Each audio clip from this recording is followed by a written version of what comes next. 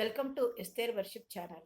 మరొక వీడియో ద్వారా మిమ్మల్ని కలుసుకొని మీతో మాట్లాడడానికి, దేవుని వాక్యం పంచుకోవడానికి, దేవుడిచ్చిన మరొక రోజుని బట్టి, ఆయుష్ను బట్టి, ఆరోగ్యం బట్టి, జీవంని బట్టి, ఊపిరిని బట్టి ఆయనకి కృతజ్ఞతాస్తులు చెల్లిస్తున్నాను. నేనేమైనానో అది కేవలం ఆయన కృప. నన్ను సజీవ లెక్కలో భద్రపరిచి ఆరోగ్యం ఇస్తే నడిపిస్తున్న దేవునికి నేను ఎంతగానో కృతజ్ఞతలు చెల్లిస్తున్నాను. నన్ను ప్రోత్సహిస్తూ, బలపరుస్తూ, ఆదరిస్తూ నడిపిస్తున్న మీ అందరికీ నా వందనాలు తెలియజేసుకుంటున్నాను. ఈరోజు మరొక వాక్యం ద్వారా మీతో మాట్లాడాలని, నేను దేవుని వాక్యం పంచుకోవాలని దేవుని సన్నిధిలో వాక్యాన్ని వివరించడానికి నేను మీ ముందుకు వచ్చి ఉన్నాను. ఈరోజు మనము ఒక వాక్యం చూసుకుని ప్రార్థన చేసుకొని ముందుకు వెళ్దాము.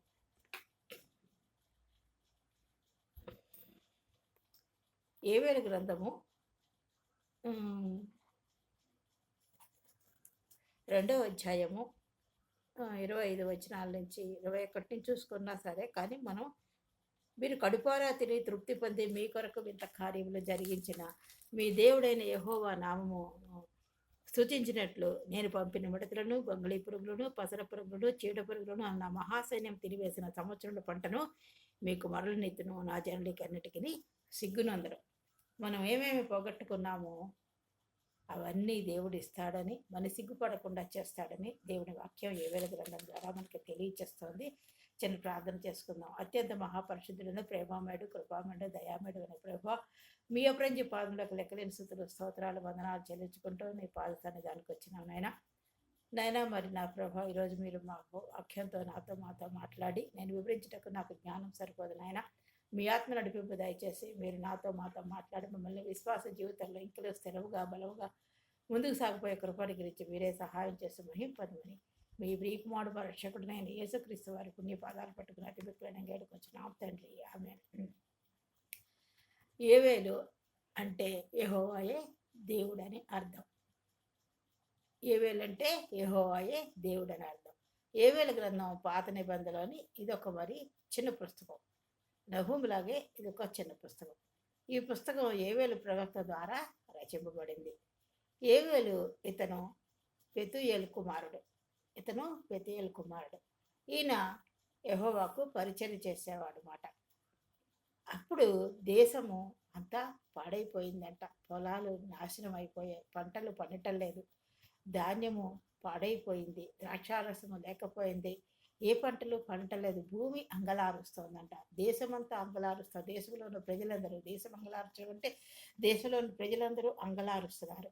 యాజకులు పరిచర్య చేయలేకపోతున్నారు. మందిరంలో నైవేద్యాలు, దహన బలులు అలాంటివి సమర్పించలేకపోతున్నారు. కఠినమైన కరువు పరిస్థితుల్లో ఉంది మాట. ఎందువలన అంటే ప్రజల యొక్క పాపపు స్వభావం, పాపంలో పడిపోయారు, పాపం చేస్తున్నారు, దానివల్ల శిక్ష అనుభవిస్తున్నారు అన్నమాట. ఇక్కడ శిక్ష గురించి ప్రస్తావింపబడింది. ఈ యోవేలు గ్రంథము 3 అధ్యాయాలు ఉంటుంది అన్నమాట. ఈ 3 అధ్యాయాల్లో కూడా ఆయన మొదటి అధ్యాయంలో మొదట ఏ అధ్యాయమైనా ఆయన ఈ ప్రజలు పాపంలో పడిపోవడం, దేశము పాపంలో పడిపోవడం, పంటలు పండకపోవడం, వాళ్ళు ఏమి చేయాలన్నది, ఎందువల్ల విధ్వంసం వచ్చింది, వీళ్ళు చేసే పాపం వల్ల, దానివల్ల ప్రజల యొక్క పాప స్వభావం వల్ల ఈ శిక్ష వచ్చింది, దాని ఫలితంగా విధ్వంసం వచ్చిందని ఇక్కడ ఆయన చెప్పినట్టుగా చూస్తున్నాం. కానీ ఇతర ప్రవక్తల మాదిరిగానే యోవేలు మనకు అనేకమైన ముఖ్యమైన అంశాలు గుర్తు చేస్తాడు. మానవ ప్రవర్తనకు పరిణామాలు ఉన్నాయి. మనం పాప స్వభావంతో, నీచమైన స్వభావంతో పాపాలు చేస్తూ అనేకమైన చేస్తూ మన దేవుడిని మర్చిపోయి మనం సుఖిస్తూ, తింటూ, తాగుతూ ఆనందంగా ఉన్నప్పుడు, దేవుడిని మర్చిపోయినప్పుడు ఆ పరిణామాలు ఉంటాయన్నమాట. అప్పుడు మనం ఏమి చేయాలి? ఆ విపత్తుకు మన స్పందన ఎలాగుంటుంది? మనం ఎలాగో ఉంటాం? అప్పుడు ఎలాగ ఉండాలి మనం? విపత్తు కలిగినప్పుడు సహజంగా దేవుని వైపు తిరుగుతాం, కానీ ఎల్లప్పుడూ అలా ఉండాలి. అలా ఉన్నప్పుడు మనకు ఉన్నదానిలో మనం దేవుని సన్నిధిలో సంతోషిస్తూ, ఆనందంగా ఉంటూ, మంచి ప్రవర్తనతో పరిశుద్ధ జీవితంలో సాగిపోయినప్పుడు దేవుడు ఎప్పుడు సంతోషంగా ఉంచుతాడు. కానీ ఇక్కడ దేహం అంతా విపత్తు, కరువుకు కారణమైపోయిందంటే వారి స్పందన, వారి ఆశ ఎలాగుండాలి? దేవుని వైపు తిరగాలి. పంట పొలాలు నాశనం అయిపోయాయి. అయితే ఇక్కడ 2వ అధ్యాయంలో ఏమంటున్నాడు? 12వ వచనం చూసుకుంటే, ఇప్పుడైనను సరే ఇవన్నీ అయిపోయాయి. కనీసం ఇప్పుడైనా మీరు ఉపవాసం ఉండి కన్నీరు విడుచుచు, దుఃఖించుచు మనఃపూర్వకంగా తిరిగి నా యొద్దకు రండి. ఇది పెతూయేలుకు దర్శనం ద్వారా దేవుడిచ్చిన వాక్కు మాట. పెతులు కుమారుడైన ఏవేలుకు, పెతూయేలు కుమారుడైన ఏవేలుకు ప్రత్యక్షమైన దేవుని వాక్కు. ఈ వాక్కు నా ప్రజలకు చెప్పమని దేవుడు ఈ ఏవేలుతో మాట్లాడినట్టుగా చూస్తున్నాం, దర్శనం ఇచ్చినట్టుగా చూస్తున్నాం. ఏం చేయమంటున్నాడు? ఇప్పుడైనను మీరు కన్నీరు కార్చుచు ఉపవాస దినాన్ని ప్రతిష్ఠించుకోండి, ఉపవాసం ఉండండి, దుఃఖించండి, మనఃపూర్వకంగా తిరిగి నా యొద్దకు రమ్మంటాడు దేవుడు. ఎవరి యొద్దకు రమ్మంటున్నాడు? దేవుని యొద్దకు తిరిగి రండి అంటున్నాడు. ఇదే యెహోవా వాక్కు, దేవుని యొక్క వాక్కు ఇదే. మీ దేవుడైన యెహోవా కరుణా వాత్సల్యం గలవాడు. ఆయన ఎలాంటి వాడంట? కనికరము, కరుణ, వాత్సల్యత, అది అత్యధికమైన అపరిమితమైన ప్రేమ, కనికరం కలవాడు ఆయన, కలవాడు కనుక అత్యంత మరి ఏమిటి? శాంతమూర్తి. ఇంకా ఆయన చాలా శాంతమూర్తి, అత్యంత కృప గలవాడు. అత్యంత మాట కృపకి మితం లేదు, అత్యంత కృప గలవాడు.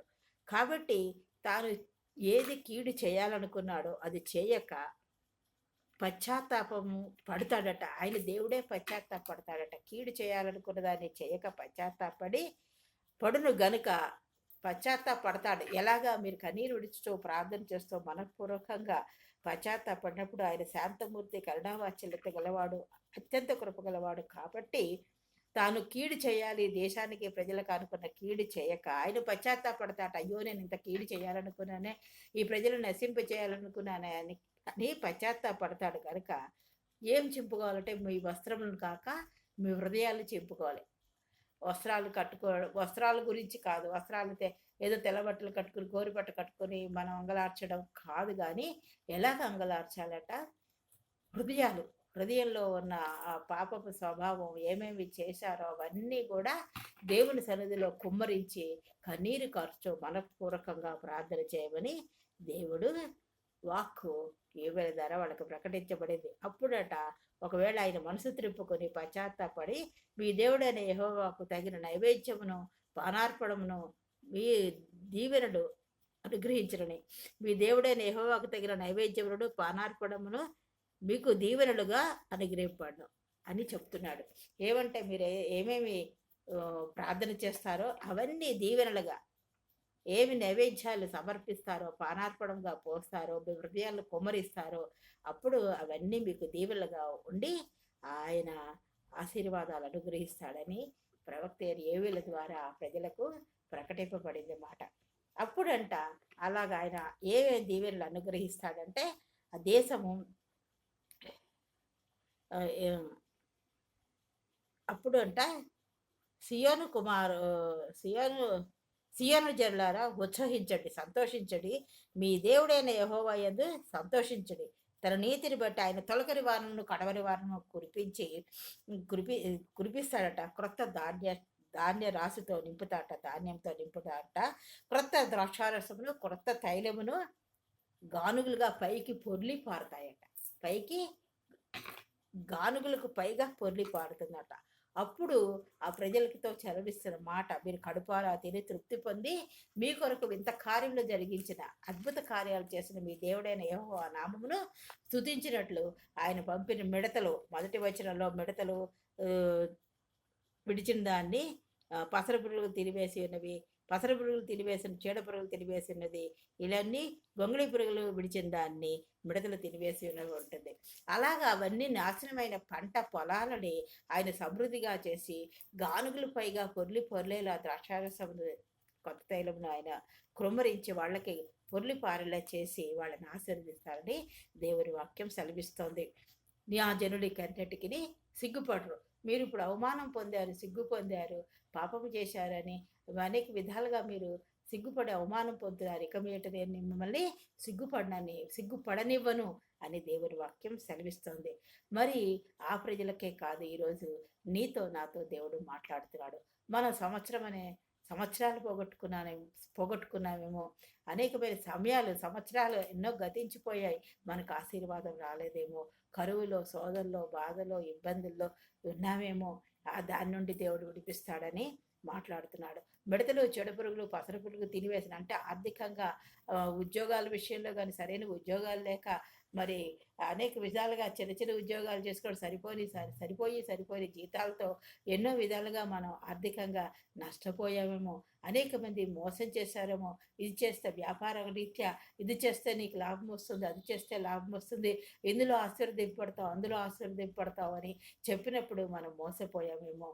మరి ఈ మధ్యాహ్న కాలం అవన్నీ కూడా దేవుడు ఆశీర్వదిస్తారని చెప్తున్నాడు. ఆ కొన్ని సంవత్సరాల పంటను నాశనం అయిపోయిందేమో, నీకు పొలాలు నాశనం అయిపోయి, పంటలు నాశనం అయిపోయిందేమో, అనేక విధాలుగా విధ్వంసం వచ్చిందేమో. కానీ ఈ మధ్యాహ్న కాల సమయంలో దేవుడు సెలవిస్తున్నాడు, నువ్వు ఆ పోగొట్టుకున్నదంతే, ఏమేమి పోగొట్టుకున్నావో, మిడతలు, చెడపురుగులు, పతర పురుగులు, గొంగిళి పురుగులు అనే సాతాను సోదరులన్నిటి నుండి దేవుడు నిన్ను విడిపించాడు. ఆ సంవత్సరముల పంటను నీకు తిరిగి ఇస్తారని దేవుడు వాక్యం సెలవిస్తుంది. కాబట్టి ఏ విషయంలోనూ భయపడద్దు, విశ్వాస జీవితంలో స్థిరంగా ఉండాలి. మనకి శోధన వచ్చిందా, దేవుని సన్నిధికి వెళ్ళి కన్నీటితో ప్రార్థన చేయాలి. ఆర్థిక నష్టం వచ్చిందా, మరి ఉద్యోగాలు పర్మనెంట్ అవ్వలేదనా, మరి ఉద్యోగం పోతే ఈ రోజుల్లో చాలా కష్టంగా ఉంది ఉద్యోగాలు మరి దొరకడము. నువ్వు ఏమేమి ప్రయత్నం చేస్తున్నావో, ఇది వరకు ఏమేమి పోగొట్టుకున్నావో, నీ వయసుని మరి పోగొట్టుకున్నావేమో, తిరిగి నీకు సంతోషాన్ని ఇస్తారని, ఆ పోగొట్టుకున్న సంతోషాన్ని అంతా దేవుడు నీకు అనుగ్రహిస్తాడని ఈరోజు మధ్యాహ్నం దేవుడు నాతో మాట్లాడుతున్నాడు. మనం ఏమేమి పోగొట్టుకున్నాం మనకు తెలియదు. దానికంటే రెండంతలుగా దేవుడు ఏడంతలుగా ఆశీర్వదిస్తాడని, అనేకమైన దీవెన ఆశీర్వాదాలు అనుగ్రహిస్తాడని, నీవు మనసు త్రిప్పుకుని నువ్వు దుఃఖపడి పశ్చాత్తాపడి, నా ప్రభువా నేను ఇలా చేశానని క్షమించు అని ప్రార్థన చేసుకుంటూ ఆయన సన్నిధిలో కనిపెడుతూ కన్నీరు కారుస్తూ ఉపవాసం ఉండి నువ్వు ప్రార్థన చేసుకున్నప్పుడు, నీ హృదయాన్ని కుమ్మరించినప్పుడు, నువ్వు ఉపవాసం ఉండకపో నీ హృదయాన్ని కుమ్మరించుకుని పశ్చాత్తాపడతావు. పశ్చాత్తాపం ఈరోజు అంశం పశ్చాత్తాపం. మరి నువ్వు పశ్చాత్తాపం తన అతిక్రమం దాచిపెట్టువాడు వర్ధిల్లుడు, దాన్ని ఒప్పుకొని విడిచిపెట్టువాడు కనికరం పొందును అన్నట్టుగా మరి నువ్వు పశ్చాత్తాపడ్డప్పుడు దేవుడు అద్భుత కార్యాలు చేస్తాడు. నీ జీవితంలో త్వరలో అద్భుత కార్యం చేస్తాడు. ఈరోజు ఇది వాగ్దానంగా తీసుకో. నీవు పోగొట్టుకున్నదంతా దేవుడు ఇస్తాడు. నిన్నెన్నడూ సిగ్గుపడనేడు, నన్ను సిగ్గుపడనేడు. ఆయన ప్రతి శోధన నుంచి మరి ప్రతి విధమైన సాతాను అంధకార చీకటి దురాత్మ సమూహం చేసిన అనేకమైన శోధనల నుంచి, ఆలోచనల నుంచి అవన్నీ ఆయన శిలువ రక్తం ద్వారా కొట్టివేశాడు. కాబట్టి నీకు నాకు గొప్ప కార్యాలు చేయి దేవుడే ఉన్నాడు. కాబట్టి మనం ఎప్పుడూ సిగ్గుపడవలసిన అవసరం లేదు. ఆయన మాత్రమే ఆశ్చర్యకార్యాలు చేయ దేవుడు. ఆయన కార్యాలను మనం వివరిస్తూ ఇతరులకు చెప్పుతూ ఒక సాక్షిగా మరి ఆయన నిన్ను ఎలా వాడుకోవాలనుకుంటున్నాడో అట్టి ప్రకారంగా వాడుకునేలాగా నిన్ను ఒక మలిచి పాత్రగా చేసే దేవుడే ఉన్నాడు. కాబట్టి ఈరోజు నువ్వు ఏ విషయంలోనూ భయపడదు. దేవుడు నీకు గొప్ప కార్యం ఇస్తాడు, విజయం ఇస్తాడు. నిన్నెన్నడూ సిగ్గుపడనీయుడు. అటువంటి దేవుడు మనం కలిగి ఉన్నాం. కాబట్టి మరి మనము మన గురించే కాకుండా మన దేశం గురించి, మన రాష్ట్రం గురించి, మన కుటుంబాల గురించి, ఇరుగు పొరుగు వారి గురించి, మన బంధువుల గురించి, దేశంలో ఉన్న అల్లకల్లోల పరిస్థితుల గురించి, ప్రపంచంలో వస్తున్న ప్రకృతి విపరీతమైన వైపరీత్యాల గురించి, మరి అనేకమైన విషయాల్లో సాతాను ఎంతగానో చెలరేగుతున్న అంశాలను బట్టి మన భారంతో ప్రార్థన చేయాలి. మనం విడిపింపబడాలి. మన దేశాల్లో ఉన్న అందరూ కూడా సంతోషానందంతో ఉండాలి. సర్వప్రపంచ మానవాళి గురించి వాళ్ళందరూ సర్వప్రపంచం సంతోషంగా ఉండాలని దేవుడి చిత్తం. కాబట్టి సర్వప్రపంచాన్ని గురించి మనం ప్రార్థన చేస్తూ ముందుకు సాగిపోవాలి. మరి ఈ రోజు నువ్వు మరొకసారి హెచ్చరిస్తాను, నువ్వెన్నడూ సిగ్గుపడవు, నేనెన్నడూ సిగ్గుపడను. దేవుడు మనకి సిగ్గుపడని దేవుడు మనకు ఉన్నాడు. కాబట్టి ఆయన వైపు చూస్తూ మనం ముందుకు సాగిపోదాం. దేవుడి వాక్యం దీవించిన గాక. చిన్న ప్రార్థన చేసుకుందాం. అత్యంత మహాపరిశుద్ధులను, ప్రేమామయులను, కృపామయులైన దయామయుడైన ప్రభు, మీ అపరించి పాదులకు లెక్కలేని స్థితిలో స్తోత్రాలు వందనాలు చెల్లించుకుంటూ నీ పాద సన్నిధానికి వస్తున్నాం తండ్రి. మరొకసారి నా ప్రభు మీరు మాట్లాడినట్లయినా దుఃఖపడమంటున్నావు, పశ్చాత్తాపడమంటున్నావు, ఆరాధన చేయమంటున్నావు, స్తుతించి పాటలు పాడమంటున్నావు ప్రభా. నువ్వు కనికరం గలవాడు ప్రభా, ప్రేమ గలవాడు తండ్రి, కృపగలవాడు ప్రభా, అత్యంత మహాకృపగలవాడు. కాబట్టి మేము పోగొట్టుకున్నవన్నీ నాయన మేము పశ్చాత్తాపంతో మా హృదయాలను చెంపుకొని మా విరికి నలిగిన హృదయంతో ప్రార్థించినప్పుడు పోగొట్టుకున్న సమస్తాన్ని నాయన మాకు అనుగ్రహిస్తారని సెలవిచ్చిన దేవా, మీకు వందనాలు స్తోత్రాలు చెల్లించుకుంటున్నాం తండ్రి. నాయన ఎంతైనా నమ్మదగిన వాడు ప్రభా. మీకు స్తోత్రం నాయన.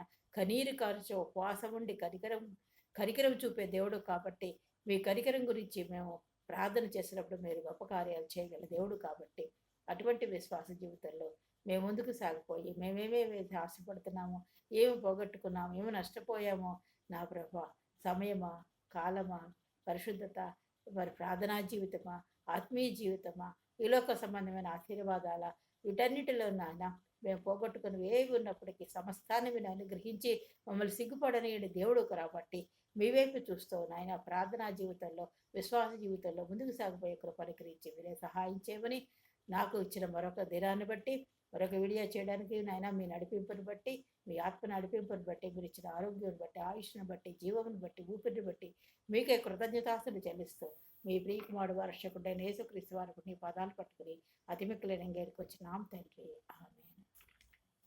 దేవుడు మిమ్మల్ని అందరినీ దీవించుగాక. నన్ను ప్రోత్సహించి బలపరుస్తూ ఆదరిస్తున్నందుకు వందనాలు. మరొకసారి మీకు వందనాలు చెల్లించుకుంటూ నేను ఈ వాక్యాన్ని ముగిస్తున్నాను. దేవుడు మిమ్మల్ని అందరినీ దీవించుగాక. నా గురించి, నా కుటుంబం గురించి ప్రార్థన చేయాలని కోరుతూ ఈ వాక్యాన్ని, ఈ వీడియోని నేను ముగిస్తున్నాను. దేవుడు మరొకసారి మిమ్మల్ని అందరినీ దీవించుగాక. ఆమేన్.